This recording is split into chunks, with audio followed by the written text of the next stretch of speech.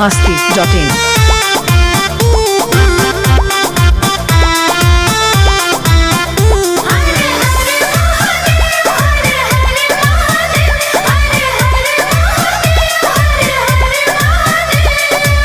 रहे के रहुआ फसले की करी अपन रूप चॉकलेटी करी।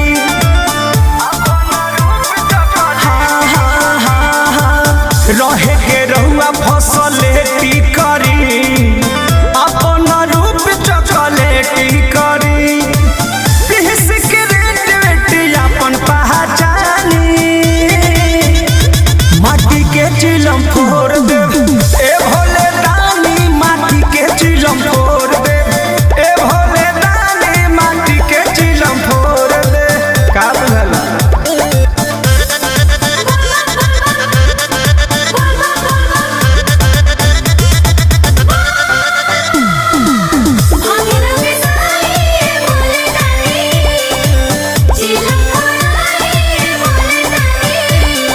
करिया है भोला करिया है लागता घाम हम हो गईनी। अरिया है भोला अरिया है चूहे पलानी तो सो गईनी। करिया है भोला करिया है लागता घाम हम हो गईनी। अरिया है भोला अरिया है चूहे पलानी तो सो गईनी। कोई परिस भइल बीतत परेशानी माटी के चिलम फोड़ दे ए भोले दानी माटी के चिलम फोड़ दे ए भोले दानी माटी के चिलम फोड़ दे।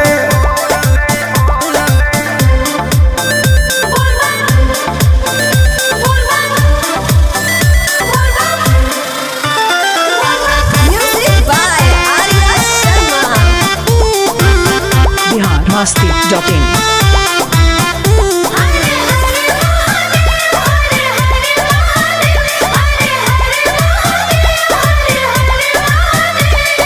पतवा है बेला पतवा है ए भोला अपने चबाइले। रातवा है दिनी रातवा है हमरा के भूखल सुताइले। पतवा है बेले पतवा है ए भोला अपने चबाइले। रातवा है दिनी रातवा है हमरा के भूखल सुताइले। कृष्ण ने धरती पर मध करे निगरानी माटी के चिलम फोड़ दे ए भोले दानी माटी के चिलम फोड़ दे ए भोले दानी माटी के चिलम फोड़ दे। हे स्वामीनाथ फूट जाई रहा चिलम। biharmasti.in।